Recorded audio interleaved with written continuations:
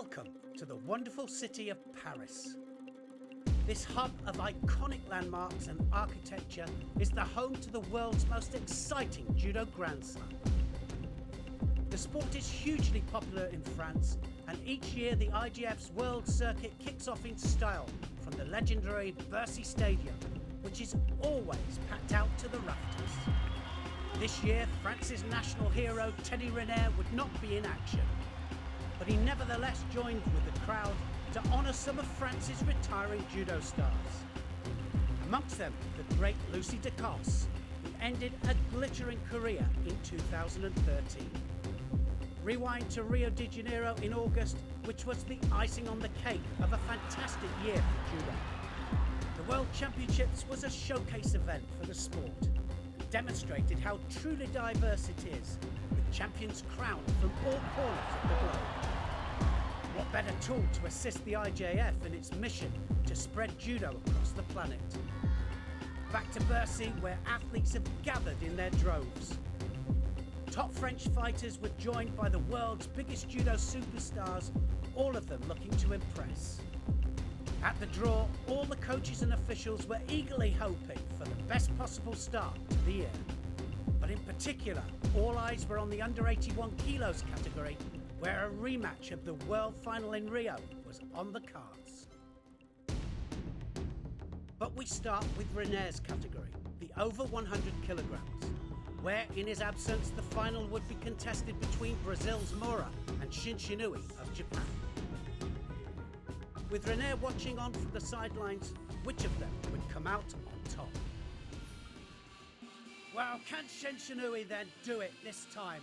He's been here so many times and shows the promise, never quite delivered. Ryo Shinshinui of Japan in white, David Moura, the up-and-coming Brazilian, in blue. Shinshinui had some great ippons throughout the day. Osoto there, snaking Osoto. Uchimata all over, and David Moura has gone over the top, and Shinshinui has done it. That was brilliant stuff from him, and the great Yamashita applauds as well. He started with the leg on the outside, didn't quite get the elevation, but it was more of a spinning Uchimata. 9 seconds on the clock gone. That was an incredibly fast ippon, and the great Teddy Riner will be looking on, saying, well, maybe I've got somebody that can threaten me, or can he? Shinshinui wins the gold medal in the plus 100 kilograms.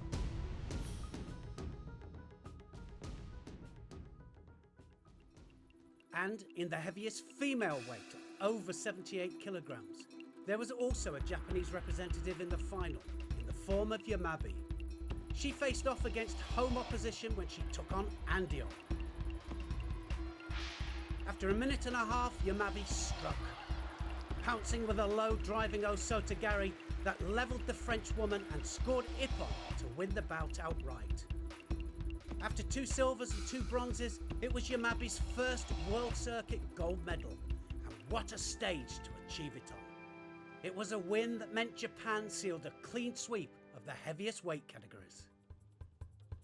The under 78 kilogram category was a testament to the diversity of judo, as the tiny Slovenia took gold with Valensek topping the podium. Malonga, the junior world champion of the home nation France, was her opponent. After attacking backwards with Osotogari, Valensek capitalised on Malonga's reaction by taking her forwards for an ippon that would earn her a first Grand Slam win. But the buzz in Bercy was all about Malonga's teammate Chimeo, who despite an upset en route to the final, nevertheless stormed out for the bronze medal contest with one purpose in mind, an ippon win to please her adoring fans. After just 10 seconds against Li of China, her wish was granted. A spectacular piece of movement that showcased the former world champion's true talent, ippon. For Chimeo, it went some way to making up for her failure to make the final. At under 70 kilograms, it's a Dutch woman, Polly, that currently reigns supreme. After a fantastic 2013, Polling only just missed out on World Championship gold, when despite injury, she nevertheless managed to win bronze. In her, the Netherlands have found a real judo star. But the Dutch have another strong contender in the weight. Her name, Boulder, and she'd made it through to the final in Paris, where she faced off against Frances Posvit. How would she get on? Well, Linda Boulder having a fantastic day here. She's against Posvit and the crowd, of course. 17,000 people against her. Well, not quite that, but Boulder in white, Posvit. Got to be very confident. Big arm over the top there from Boulder. Now she's got to stay in the area, Posvit. It's got to be a strong attack, and it is! Oh, now then! Oh, she's submitted from the arm lock. And, well, she should have got a score from the actual technique that went out, Posvit. And I think that's what the crowd are objecting to. She lands on her side. That should have been a Yuko or a Wazari, I think, against Boulder. But she gets the ippon for the continuation of the arm lock, quite rightly so too, and she wins the gold medal. Posvit attacks on the edge, takes her over. The referee didn't score it, but then she continues with the arm lock. It was a continuous movement. The crowd didn't like it because they thought that she should have been given the score, and she should have, but the continuation of the arm lock was within the rules, and she scored probably the best ippon of her life. Yeah, I feel great. It's a gold medal in Paris, and yeah, the tournament is huge. It's awesome. So yeah, I'm very happy with it. Yes. It was a little bit strange because she wants to try to throw me, and I want to try back, but it was my own fault. But it was definitely not a score for ippon. Maybe Vasari, I'm not for sure. But yeah, I go further with the arm lock. Yeah, well, and she tapped off, so it was a score. Yeah. Kim and I are both at this moment very good on the 70 kilograms. The last year I got a lot of injuries, but yeah, well, now I'm back, and now Kim is injured. But yeah, it's a hard fight to Rio, but we will see how it happens. Yeah. The result of the under 63 kilograms category was no surprise, as France's phenomenal world number 2, Agbeg Nanu, took the win. Her throw of choice throughout the day was Uranagi, which she used to deadly effect to dispatch top opponents throughout the day. In the final, she enforced her clear position as French number 1 by taking a win over teammate Bellard on penalties due to a higher attack rate. It was her second Paris win, and the medals are now starting to really add up as she's becoming one of World Judo's top superstars. In contrast, the under 57 kilogram category was an all-Japanese affair, in which Yamamoto edged a narrow win on penalties over Udaka. It was a bounce back to form for the youngster, who'll be hoping it's a sign of things to come in 2014. The under 52 kilogram category saw in action the world's most prolific female judoka. Representing Kosovo, reigning world champion Kelmende has more ranking points than any other athlete on the world circuit. Could she add to that tally when she squared off against Finland's Sundberg in the final in Paris? Well, Sundberg, she's in the final here in Paris, but she's got her work cut out because she's got the world number 1 and the world champion, Majinda Kelmende of Kosovo. But Sundberg has had the day of her life. What a performance from her. Kelmende, though, so strong. She has a brilliant uchimata, big arm over the top. There it is. And she's looking for the ouchi into the uchimata. Sundberg knows it. Of course she does. 4-minute contest now for the ladies. Nice Tomonagi there from Sundberg. And the new coach of the Finnish team shouting advice. What can you say to her other than stop that big arm over the top? Sundberg, though, felt the danger. Now they're up. Uchimata! It's all over. Kelmende threatened it. She knew she was going to get it as soon as that big arm came over the top. And Sundberg couldn't do anything about it.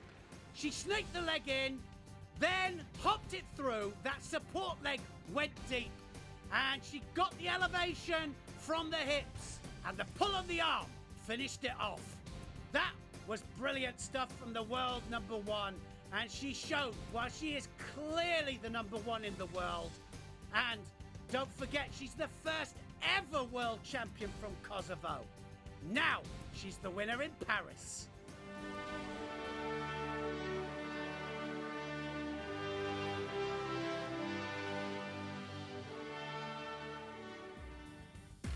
The final female medal in the under 48 kilos category was taken by Japan's Yamagishi. Facing off against world champion Monkbat of Mongolia in the final, Yamagishi upset the odds when she countered her opponent's attack to score a wazari that would be enough to give her the gold medal.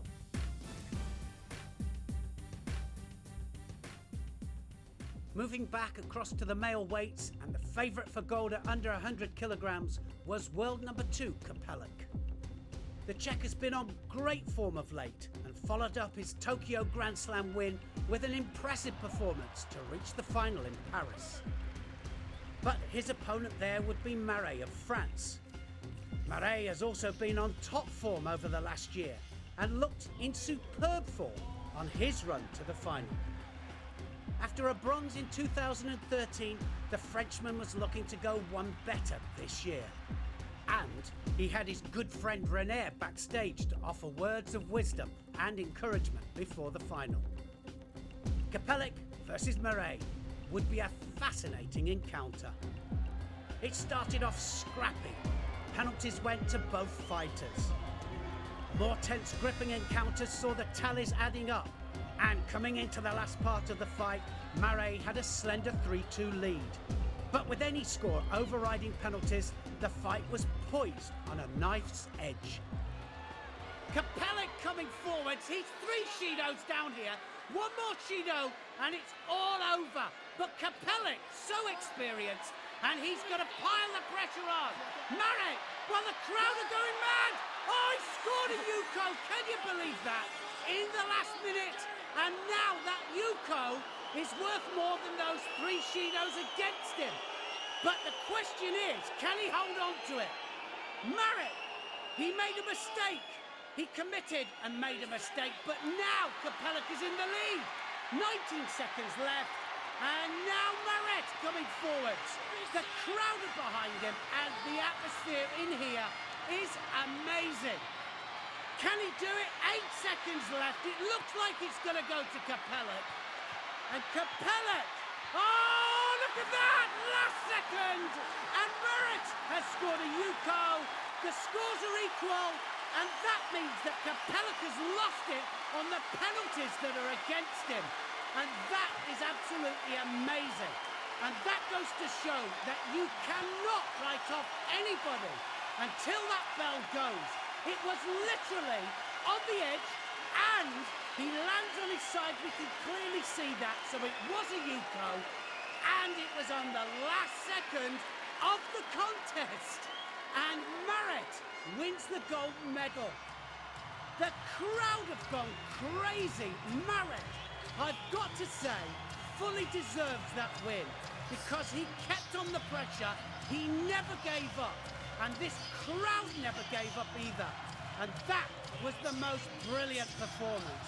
He had, well, look at that. Teddy Riner, the great Teddy Riner, goes to his friend and says, my friend, you are the number one.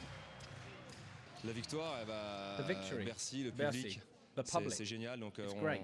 on se transcende We et exceed ourselves. on est comblé à And you chaque get fois devant so Bercy. happy in front On of est the en Bercy France et public. tout le public nous We are soutient in France, et pour nous. and all the public Et are supporting us. quelque part, It's an c'est extra une source de motivation. We motivation keep supplémentaire going and going. et We're on focused, avance sans and calculer. it's fantastic. Et voilà, c'est super.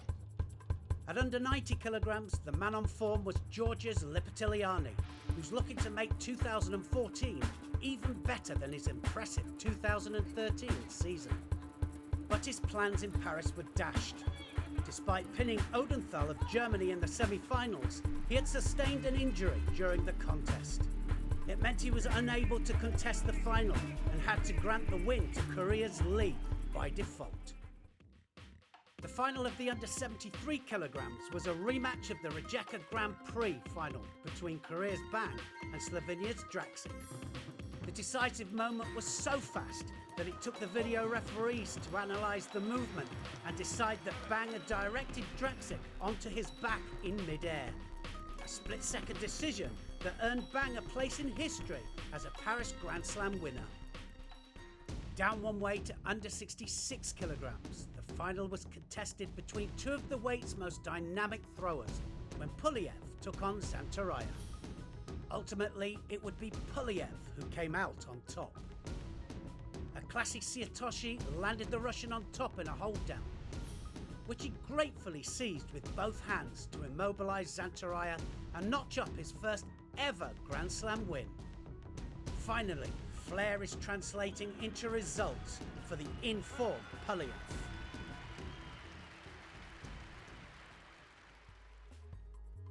In the lightest male category of under 60 kilograms, it was the Mongolian Gambat who took the top spot. His opponent in the final was Georgia's Papinashvili. After developing a commanding lead, Gambat was able to wait for the Georgian to get desperate and make a mistake.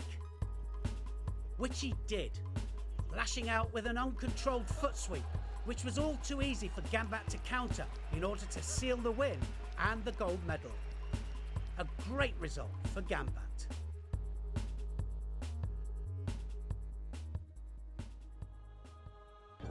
The under 81 kilos category had Bercy on the edge of their seats for a world final rematch. Home favourite Pietri against Georgia's Shrikishvili. In Rio, it was Pietri who triumphed, tricking the Georgian with a beautiful reverse Sianagi to score Wazari and become king of the world. Now he's on home turf and walked out into the legendary stadium as reigning world champion. But the weight of expectation didn't seem to bother him. His judo is simple but effective. A powerful shoulder throw foiled by a perfect Kouchigari. And all the while, he has an ace up his sleeve, his reverse Sianagi. Immensely strong, Pietri is able to get his opposition pushing into him, giving him the perfect opportunity to strike, turning in the wrong way to tie up their arm before completing a crocodile death roll to turn them up to their backs. But his nemesis Shrikishvili is capable of some amazing feats of judo skill. In his second round matchup, he prepared to attack, and it looked like he was about to be countered, but never write off a Georgian in attack. Shrikishvili had his mind set on Ippon, and Ippon he achieved. Laying in wait for him in the semi-final was the Olympic champion Kim Jae-bum, a legend looking to make it all the way to Rio. It was a clash of the old guard versus the young gun, and youth was prevailing. Unable to contend with his opponent, Kim launched a Wiko Gari attack. The perfect opportunity for Shrikishvili to explode upwards and drive the Korean over onto his back for a Wazari. With the fight slipping away from him, Kim attacked again. But as before, Shrikishvili was ready and took the opportunity with both hands to win the match and book his place in the final against Pietri. Backstage, the Frenchman was at ease. With a vast medical and coaching staff in attendance, all his needs were taken care of. But it would be him and no one else that would have to fight Shrikishvili in the final. As the two lined up, ready to take to the tatami, the atmosphere was at fever pitch. Well, this should be an absolute cracker of a match, because these two are going to be rivals for some years to come, I'm sure of it. Shrikishvili, well, in white, brilliant judoka, world rank #1 at the moment, even though he lost to this man in the final of the World Championships. And can't wait to get out there, Pietri. Brilliant Sianagi attacks Pietri, but Shrikishvili has some amazing judo. There's the reverse CI. Well, that's his specialty, Pietri. And Shrikishvili, well on top of it, just blocks it out. Oh, look at that. He's got a flying juji as well, Pietri. And, well, kind of a roundhouse to the head there. But good sportsmanship from the pair of them. It's not a karate match. So now, Shurikasvili, got to do something. Pietri into the attack first every time. Now then. Oh, Sumigaze. Now then, what's the referee going to do with that one? It was a good, well, it was a counter-attack, wasn't it? Right on the edge. And Shurikasvili just stayed still. Are they going to give a score? Yes, they are. They've given a Yuko. Little bit, I didn't think it was, but there we go. Shurikasvili is down. Can he get it back? He was down in the World Championship final. Oh, now then! He's countered him. And, well, what's the referee going to do with it? Uranagi from Pietri, but he gets driven backwards. And it's a score for me. Are they going to give it? It was directed for sure from Shurikasvili. Yes, they've given it. Wazari then to Shurikasvili, and now he's ahead. And the crowd and the teammates there from the French team all looking on. Sianagi standing there from Pietri. Brilliant stuff from these two. This is going back and fro. Which one of them is going to score the big one? Because it can happen either way.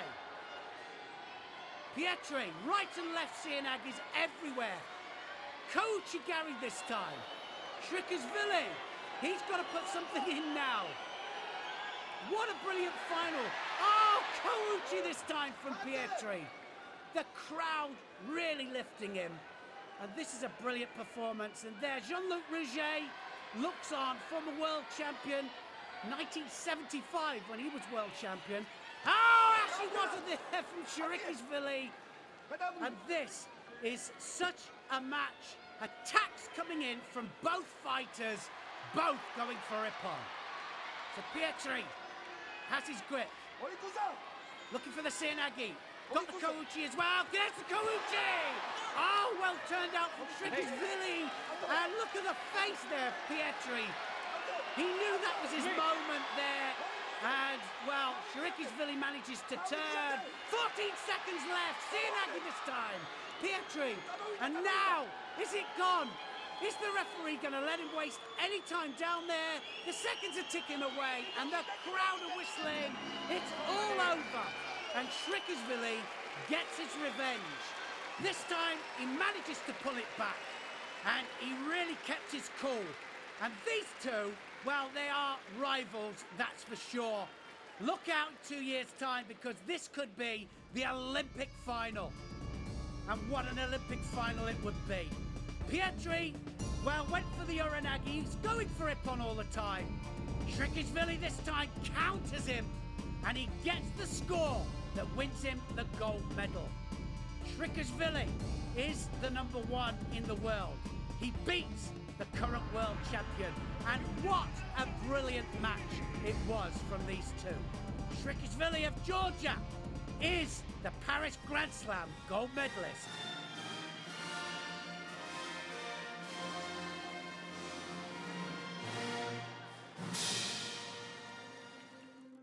Well, that's it from beautiful Paris.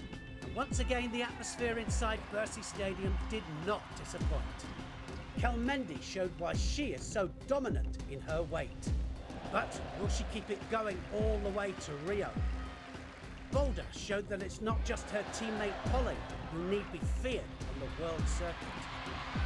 Marais left it to the very last second and lifted the roof off Bercy Stadium.